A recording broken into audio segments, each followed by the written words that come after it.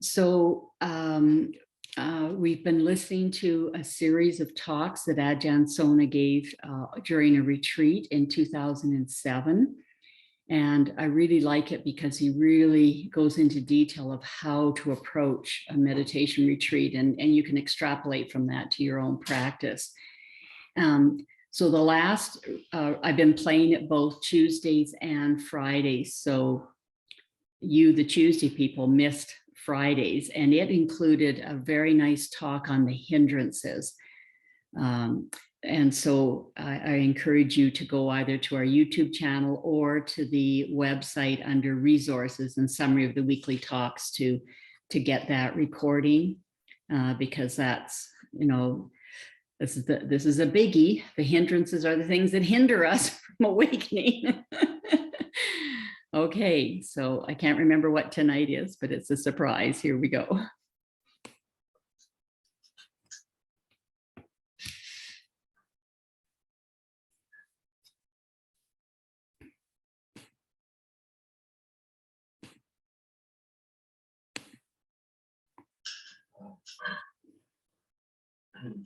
Namo tassa bhagavato arahato samma sambuddhassa buddham dhammam sangham namasami. Just want to make sure you can hear me all right. Our volume is adequate, because sometimes in my driftings, I kind of drift away from the mic, or I drift off in my sentences. So I just want to make sure that everybody can hear.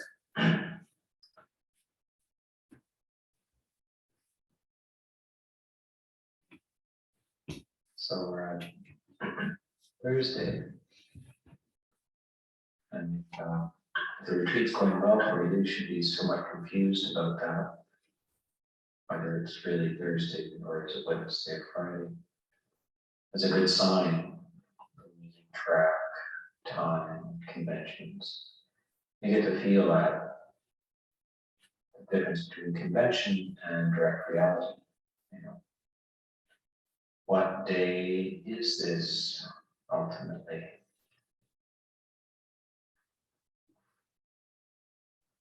You also now, I'm sure you're feeling a little bit different. And mental processes are maybe slowing down a bit, or breaking up a bit, perhaps, or the intervals. Or time is not what it was on day one. In other words, an hour is not an hour.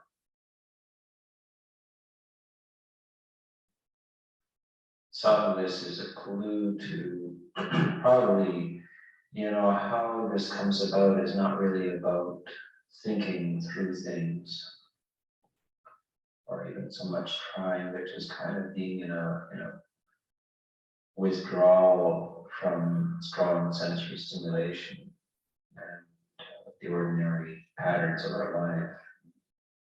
And then changes happen.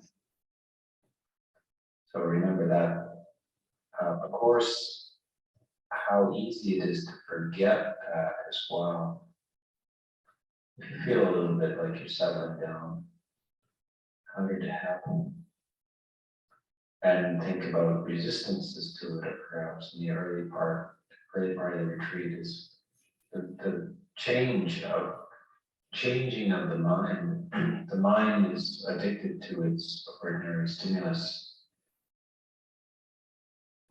We're all addicts in some way.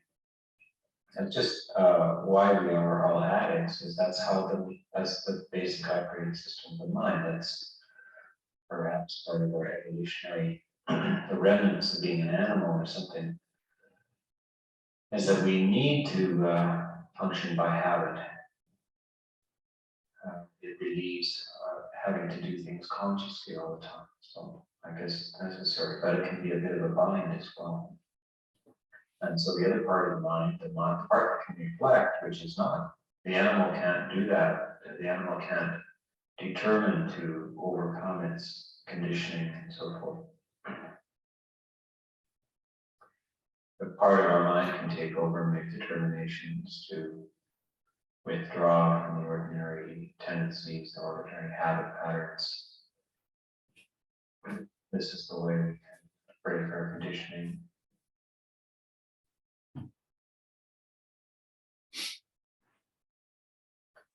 Part of it all is memory. If we have a good, like there are different types of memory, but if we have a good memory, we can remember that the little periods of discomfort from with sensory withdrawal and so forth past, and then on the other side of that comes this peace descends, so a feeling of lightness, of kind of returning to sanity. Or maybe if you haven't been particularly sane in your life, maybe discovering the sanity, kind of the simplicity of life, getting back to more of the timeless quality of life, where we're not really going towards anything, that we don't have a lot of goals, we're just kind of happy to spend the day, just to walk through the day, enjoy each motion, each action, allow ourselves to be. This society that we happen to be in is very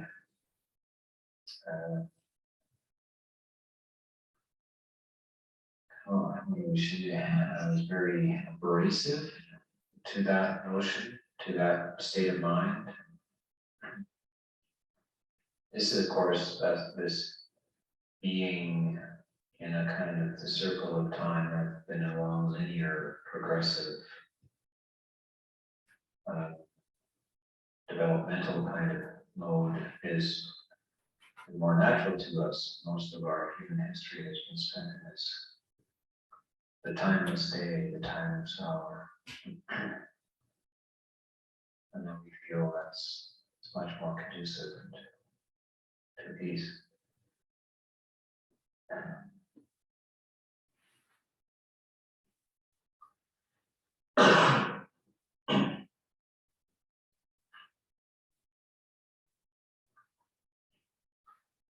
So,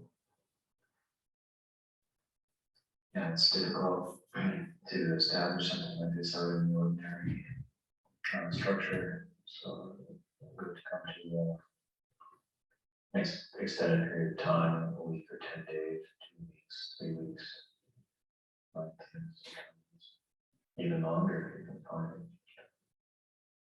Changes can occur in that kind of context that are very difficult in the ordinary. Well, what happens, I suppose, is that the herd, when we're creatures of the herd, and when the herd is running all the time, we get pulled into it. Even to live in a place where you hear cars in the distance going somewhere. Cars are going with great determination and speed.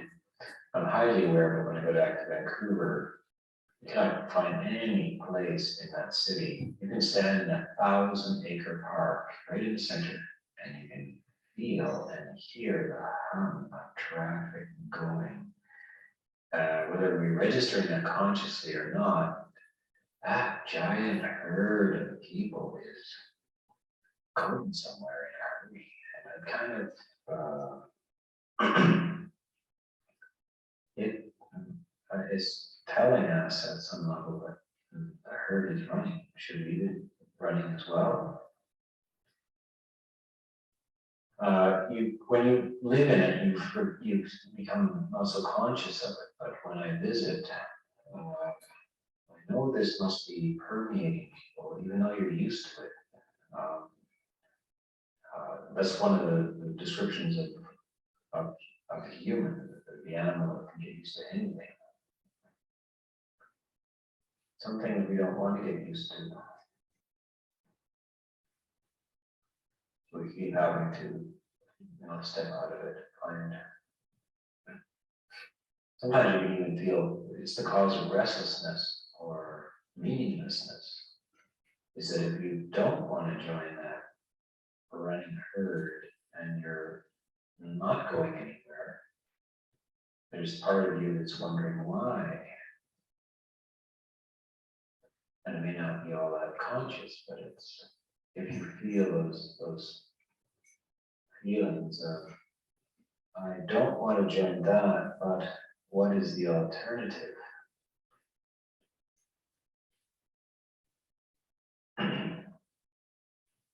So the Buddha was very emphasized a great deal about right association and the value of association. He said, if you want to establish yourself in sila and virtue, then associate with those who have virtue. You want to establish yourself in mindfulness, then associate with those who have mindfulness. And the same for samadhi, those who are very focused and still, that there's a kind of a stillness. You can be carried along by that. And then those who are reflective, insightful, if you associate with them, it improves you. Reflective, insightful, makes it easier to access them.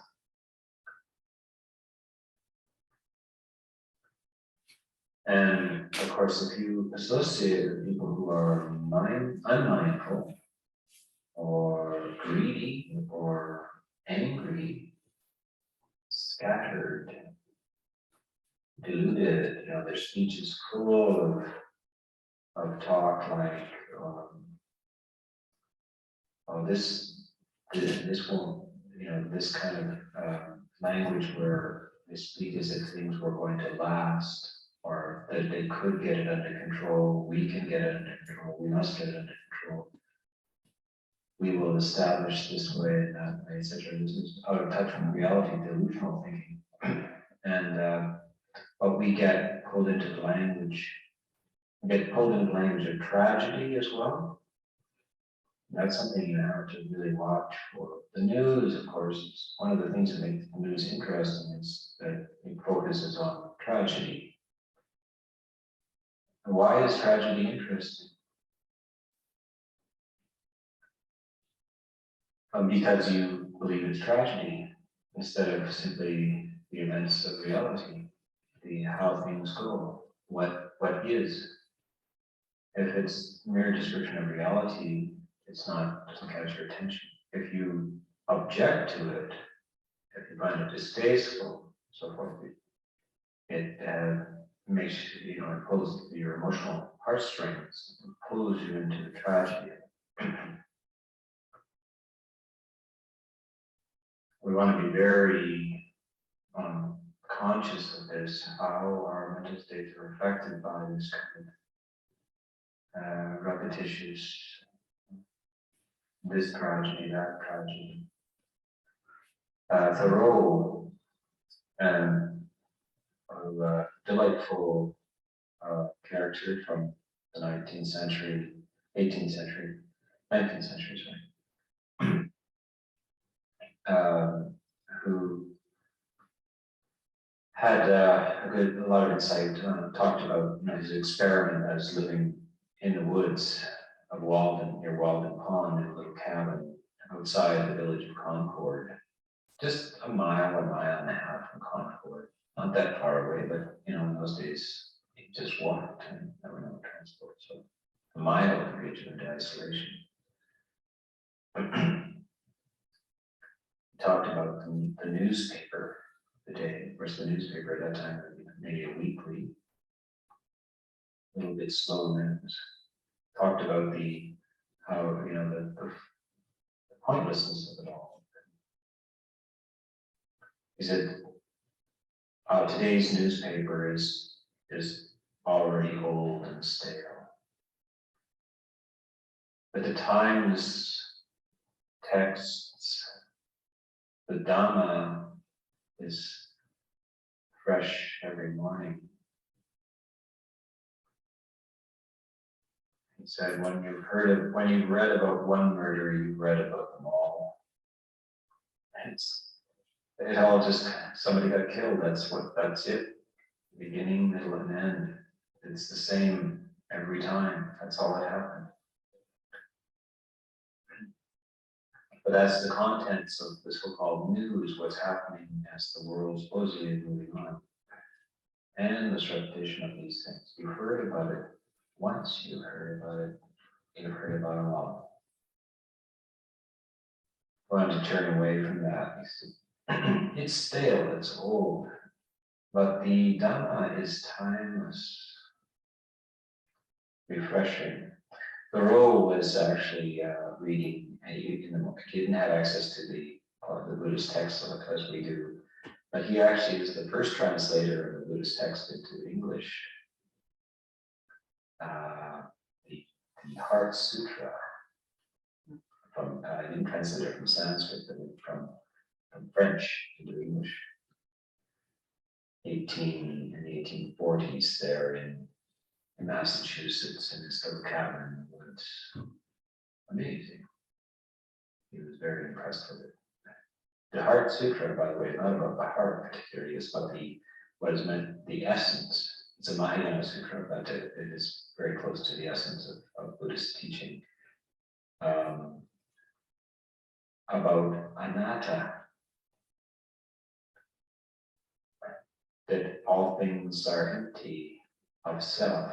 There is no self in sights and sounds and smells and tastes and touches and consciousness, in all the five khandhas, in the body and the feelings, in consciousness and perceptions and volitions. There is no self, all empty.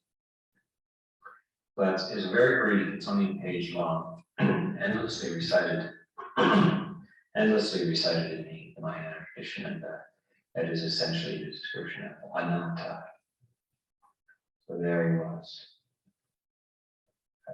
So found his way to that.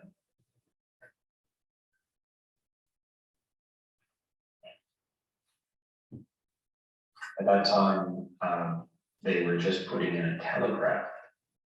The train had been invented, and there was a steam engine that rolled along at about 20 miles an hour, frightened everybody.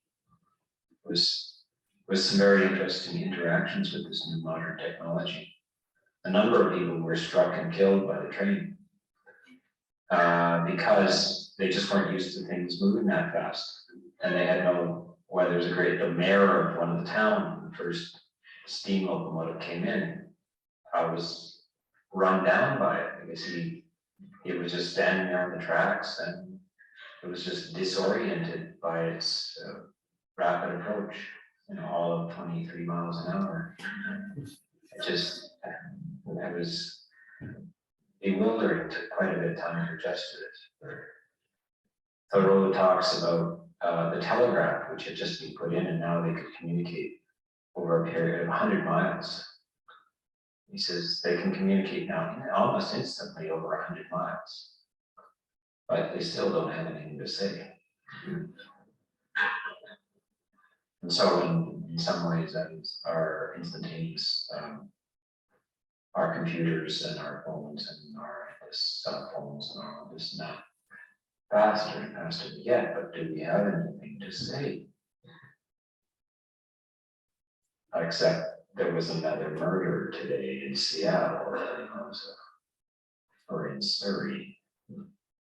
Another car theft in Surrey.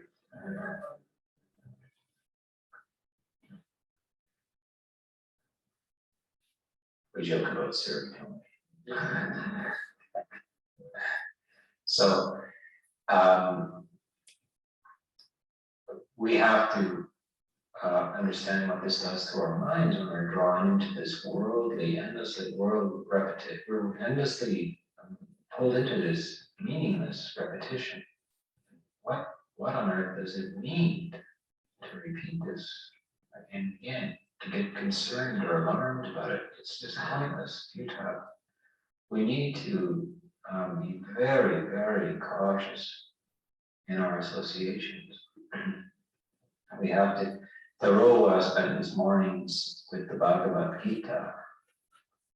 And he said, in the mornings, I bathed in the Gita. So he did his bath in something. So that's a beautiful image. You know, in the morning, let your bath be in truth and bathe in truth and high thoughts. And maybe before going to bed as well. The wisdom of Socrates, advising you to, before going to sleep, especially, to bring to mind or read uplifting, noble, enriching thoughts, because it's going to influence you in your sleep. But what do we often fall asleep on is that dreadful evening news.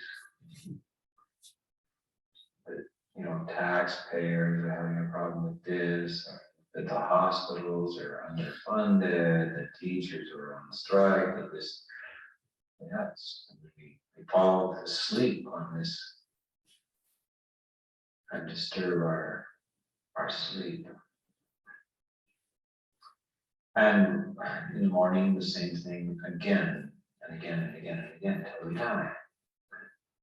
Oh, it's addictive. For some reason, we keep doing it. It's just human nature. That's why they have it. It sells. They know what it is. You know, it's that man bites dog story always sells. The dog bites man story doesn't sell, but the man bites dogs story sells. So we have to take ourselves a little bit by the hand and lead ourselves away from this.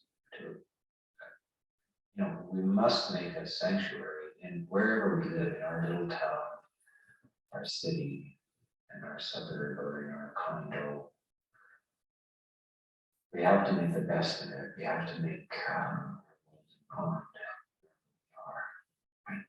If you're fortunate, and all of you are fortunate, you have got yourself here into this beautiful, true,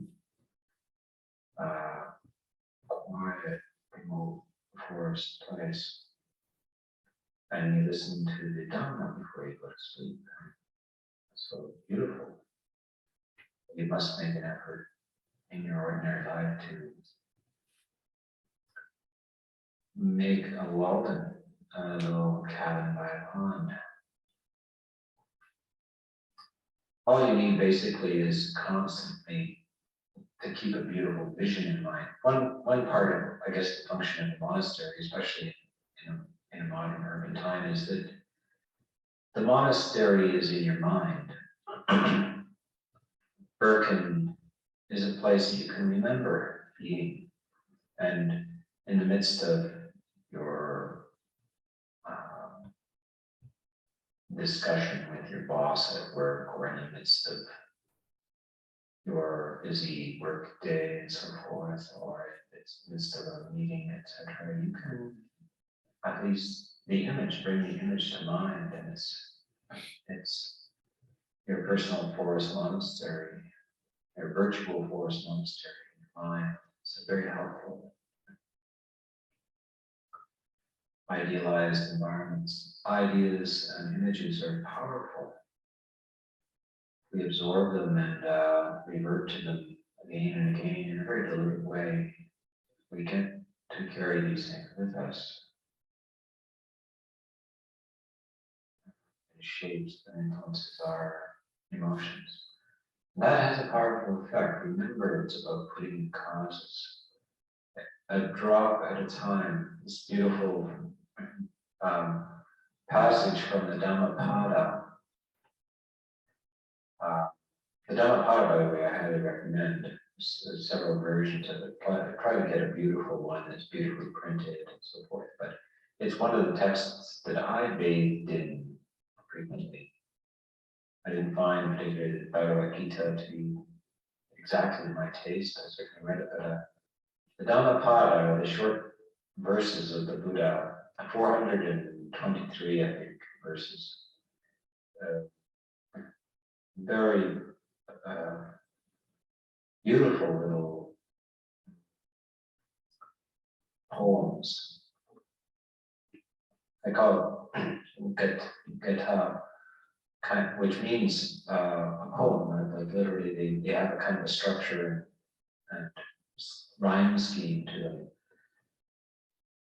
and they are kind of the Reader's Digest version of the Pali Canon. The monks put this together. They didn't make it up. They just extracted it from the Pali Canon because and good guys. They made it available for lay people and novices and so forth to that they could have their own little memorization. Remember, a lot of this stuff wasn't in printed form, so they put it in a form that's easy to remember, like little poems and verses. And one of them is talks about a jug fills drop by drop, so the wise become brimful of virtue. A jug fills drop by drop, so the fool becomes brimful of folly.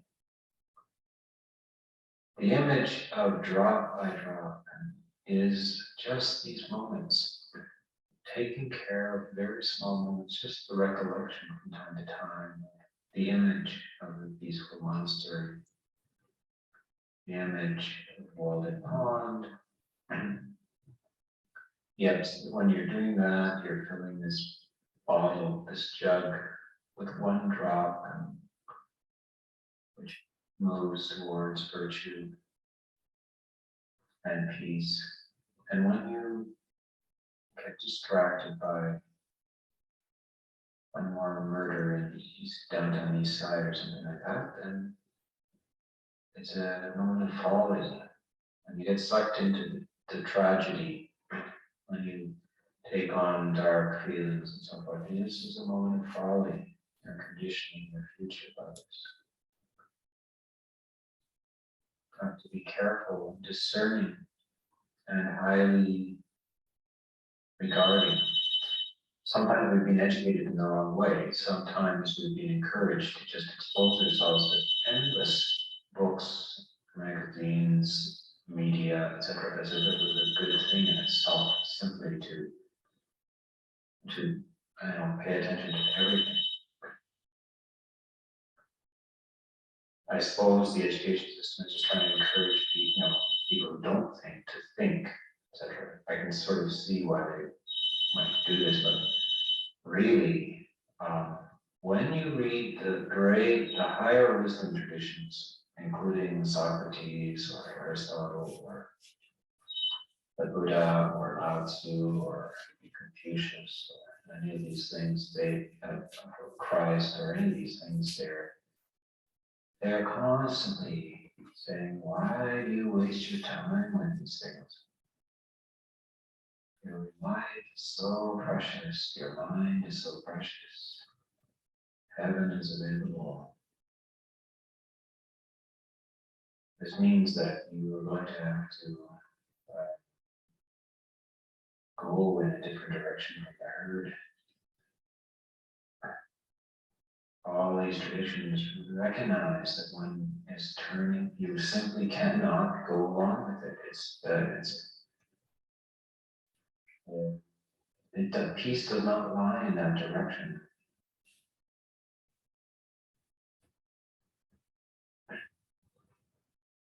This is often a little daunting for the individual. Suddenly one has to be a bit of a hero.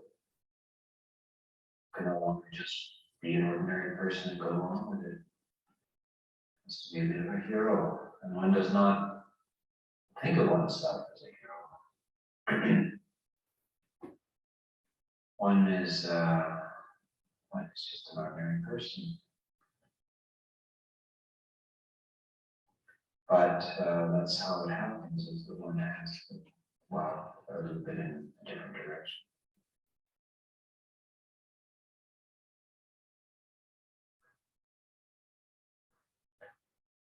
So one will find oneself alone sometimes.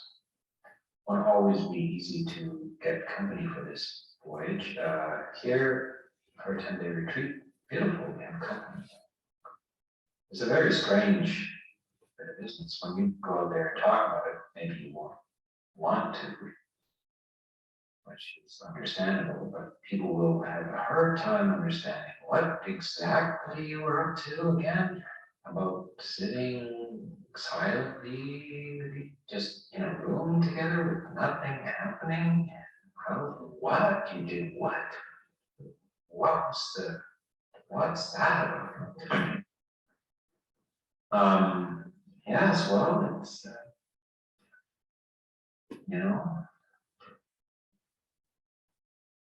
same if you go out to the woods by yourself and just sat there. You didn't water ski? You weren't water ski? One of those jet boat things? You didn't bungee jump? Fling yourself off a cliff or something? No, I just sat in the shade of a tree.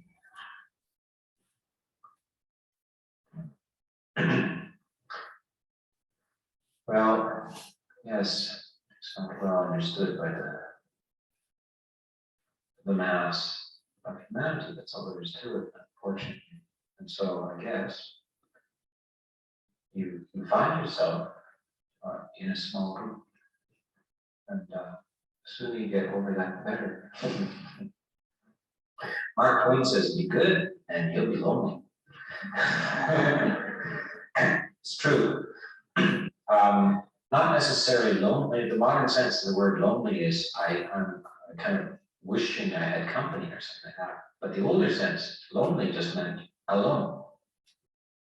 Be good, and you won't have so many people along for company, because in general virtue is not that popular. You don't have to feel lonely. You just but solitude is part of it, because there's just not that many people on this track, and so that's also something to just get used to. And actually, and once you get used to it, it's you can celebrate it. People come to me many times, mystified a little bit, say, this Dharma thing, it's starting. I know I've been doing it for a couple of years, and I just find that I can't associate with it. I can't go to the parties I used to. I can't associate the way I used to. I'm trying to find some connection here with people, but I just having trouble with this. And I say, yeah, okay, welcome. That's the way that's what's supposed to happen. We can tell you at the beginning, you get afraid, so we just sucked you in. We knew that would happen, but that's just the way it has to go. You go on the narrow path, the high road, and most people go on the wide path, the one that descends.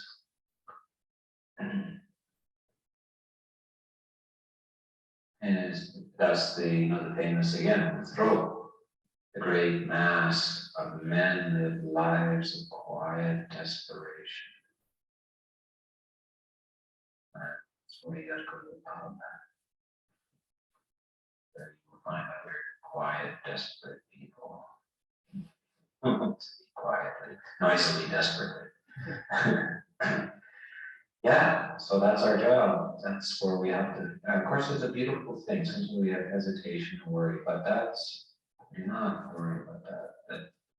The job of the Dhamma, the job of the Buddha is to say, no, don't just put it behind, go, trust, find out what's in the other direction. What is the alternative?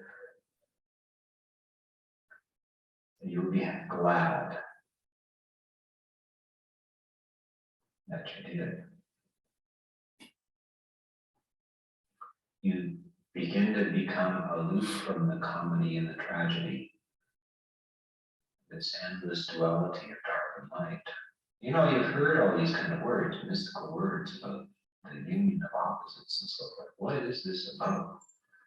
It's like equanimity, standing back from projecting and cheering the universe. We divide reality into two the part we like, the part we don't like, and then when the part we like comes along, we cheer, and then when the part we don't like, we boo, or we boo-hoo, and the universe has unlimited time and energy, and we have limited time and energy, and we will run out of it long before the universe does. So we have to just give up on that and just let the universe be what it is. So in the Tao Te Ching, a beautiful Taoist text, there's a little passage that cheered me up many times.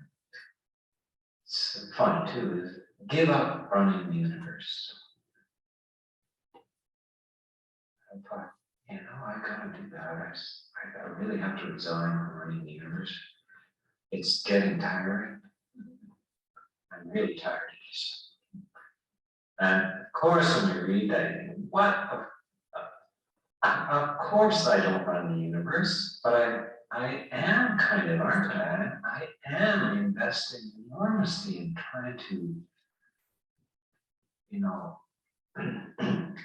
I'm making subtle and private speeches to myself about how people should behave in a different way and how the world should be this, and they shouldn't have the Second World War, the idiots, And yes, I'm running the universe. I'm replaying the Second World War, thinking, let's see how would we prevent it. So it's we really can. And what happens when you do give up running the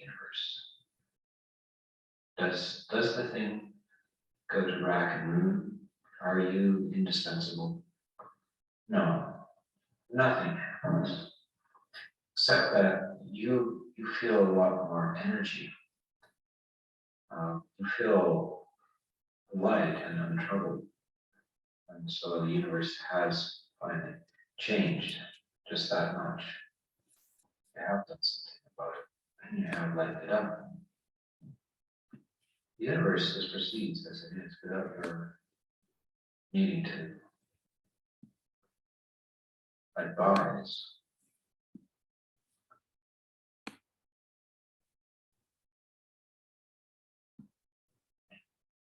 It's this word meditation is just learn to stop. It's extremely important to do that. There's this subtle hallucination that we're all involved in. And we want to awake from this dream.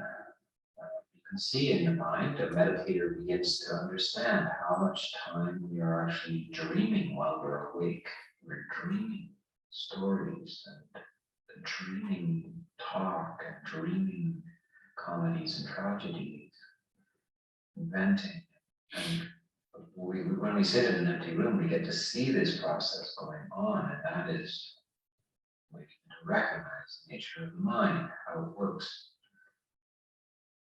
And that the word awakening or enlightenment is about that, awakening from the dream, the dreamy immersion in a self-created ground, which never ends and never finishes, never resolves, unless we stop, we weaken. What happens, it's not annihilation, it's simply stepping out of Dharma into Dharma. And that is always described as light and blissful and free and endlessly, one is endlessly happy that one has done it, and grateful for having had instructions and encouragement to go that direction, because it's not the ordinary way. It's counterintuitive in some ways. ingenious, really.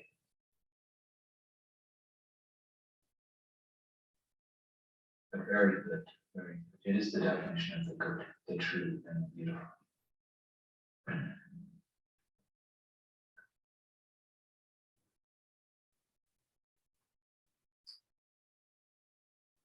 So you have a few more days to continue to put drops in the jug. Drop. Okay, well, stop it there so we have a few minutes for discussion.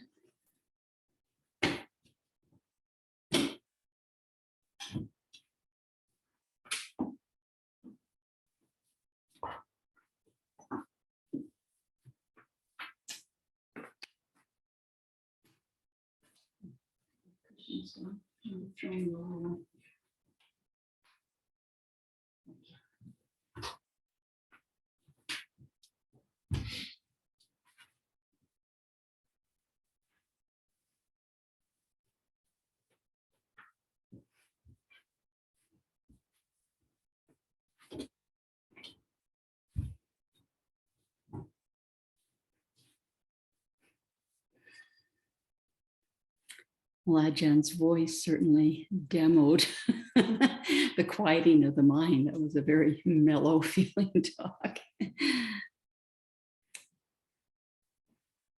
So any comments or questions or discussion?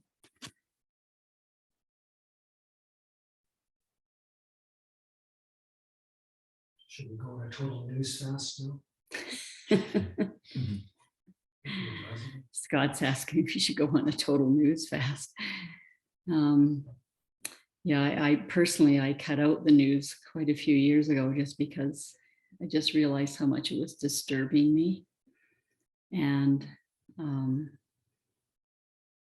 yeah, and also sort of felt ineffectual to do anything about it. Sort of stayed involved with our local. I keep reading our local newspaper and have some local. I feel like maybe a little chance to do something locally, but yeah, I found the national news rather disturbing, especially at bedtime.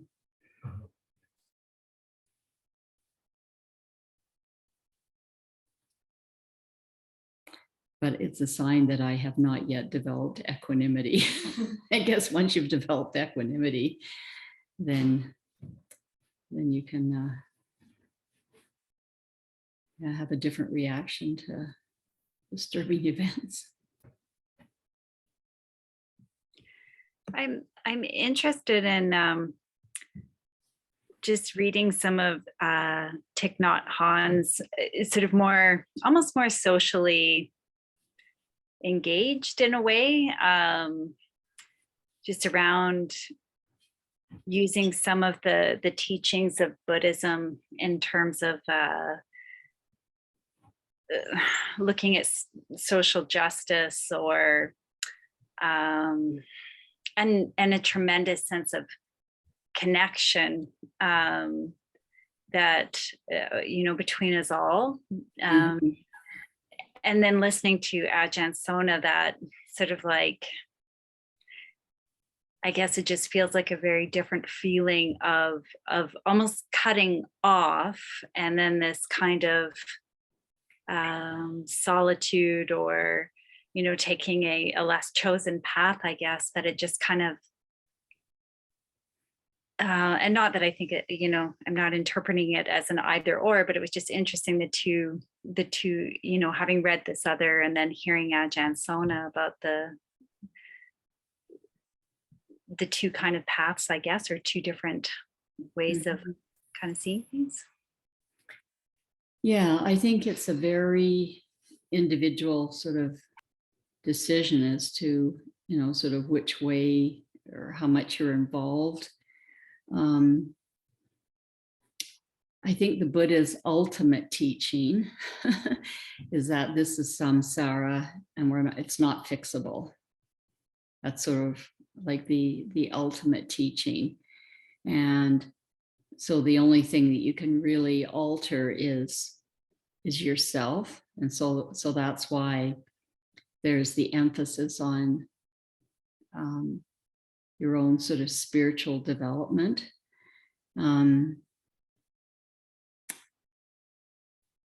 But of course, when we see suffering around us, then compassion, which is very much part of Buddhism, gets aroused.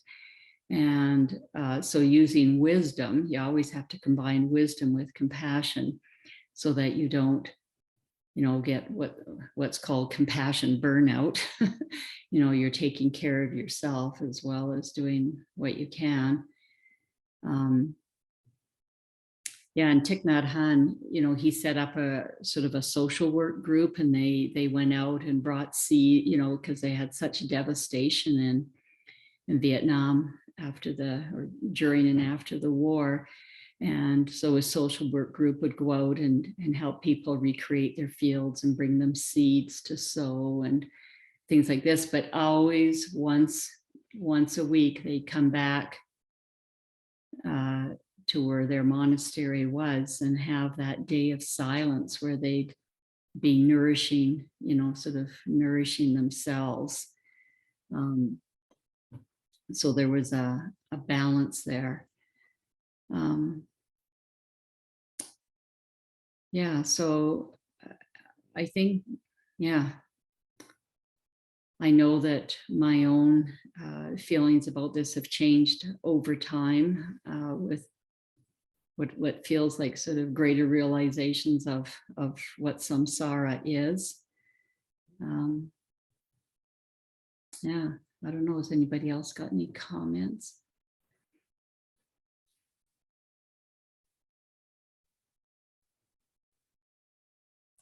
Well, it seems to me from what I've been reading in modern sort of current American, North American Buddhist writings, that there's an increasing awareness that Buddhism as it has been practiced in North America is a pretty elitist white phenomenon.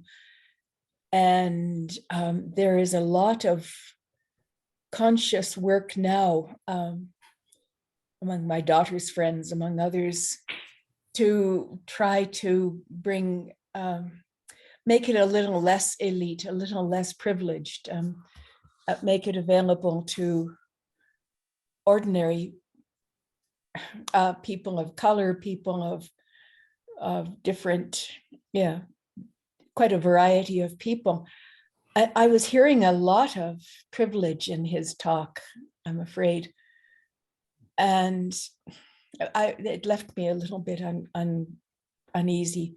We do have to, the Buddha was talking to rich and poor, and it seems to me that North American Buddhism is talking to the rich, although IMS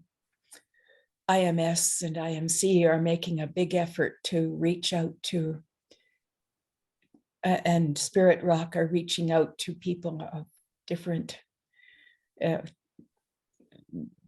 all different sorts of people. So it is changing, but anyway, we can't ignore what's going on in the world, I believe. Even though it is samsara, we do have a duty to other human beings. My half-baked thoughts for the moment. Thank you. We just ask her, is she making a distinction between lay people? Like she's talking about IMS and Spirit Rock, and those are mostly household or lay people, and then and then she's comparing that to monastics. Is she saying that monastics are selfish, or what is she saying? Oh, so what I heard Leslie saying was that most of the people who are practicing Buddhism are of, middle and upper classes and not lower classes. And white and white and privileged. I don't know. And not just so she's feeling somehow that the message of the Buddha is not getting out to poor people or people of color. Yeah, I've heard that, but I don't understand right how that thought is what she's derived that from. Well, I think it's statistics, like if you go out and look at who is, but I mean, it's sad that that's happening because in the time of the Buddha, I mean, he had people that were called what were they, this night soil caretaker, you know, like he sort of like the untouchables, they were welcomed into you know, to become monastics or to be lay disciples, which was just aghast in, you know, India at the time, because they had a caste system, and the Buddha ignored that, and, you know, taught to all and accepted all. And the beautiful thing about,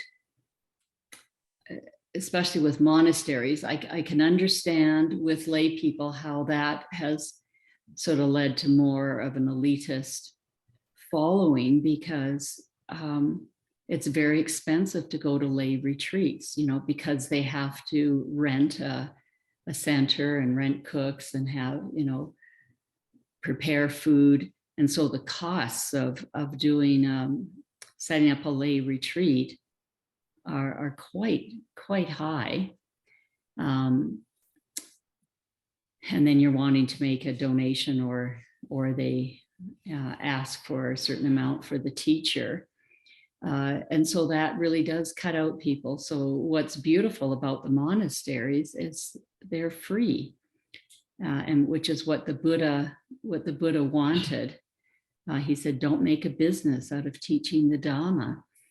And so all the monasteries, you know, run on donations, and you don't have to pay a cent. You go there and you have free room and board and teaching.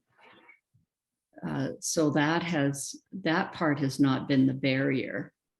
I guess maybe the barrier, you know, has been in the outreach. Yeah, so I don't know, you know, I haven't studied this, so I don't know, but I know I've been very encouraged by, you know, the fact that you can go to the monastery for absolutely no charge. So, you know, when I was working and I worked with a lot of very poor people, I was able to direct them to go to the monastery because it didn't cost them any money. It is, though, still a luxury to be able to take 10 days out away from work. Yeah, so That's another, not free. yeah, so that's another feature. Yeah.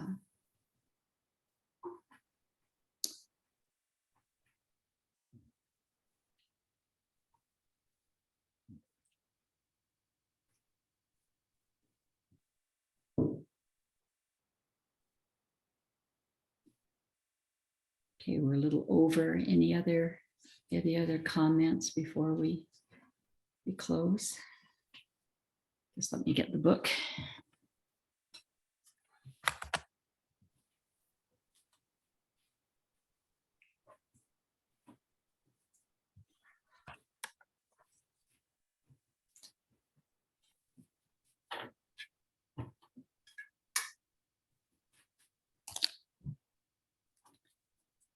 So we're ending with equanimity, upekkha, tonight.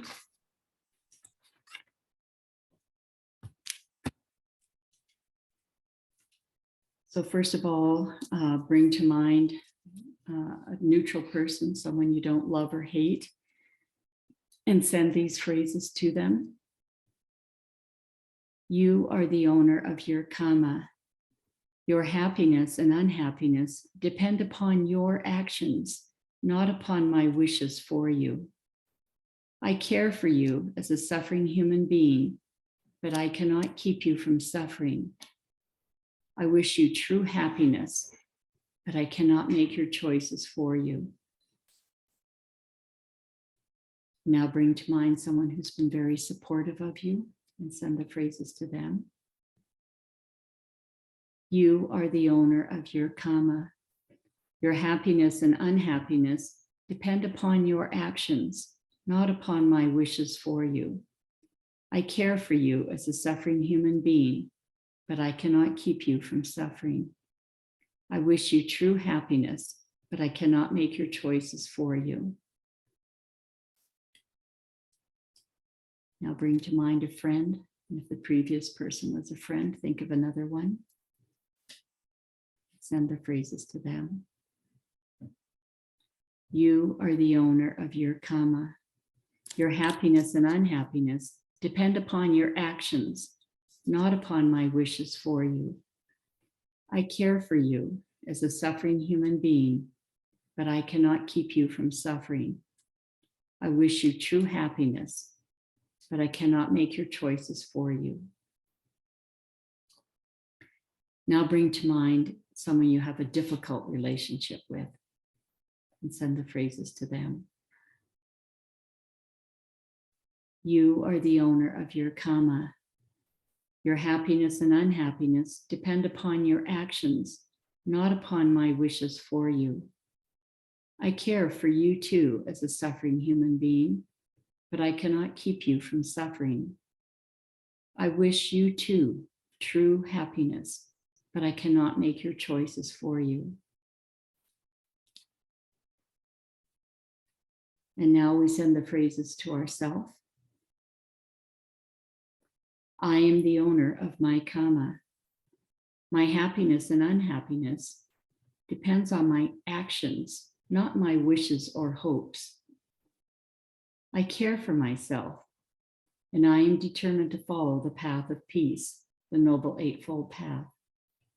I wish myself happiness, and I am determined to make skillful choices. All beings are owners of their karma. The happiness and unhappiness of all beings depends upon their actions, not upon my wishes for them. I care for all beings as suffering beings, but I cannot keep them from suffering. I wish all beings true happiness, but I cannot make their choices for them. May the merit of our practice be shared with all sentient beings, named and unnamed. Lise, Blair, Kelly. May all beings be well and happy. Thank you, everyone. We'll see you next week. Anumodana.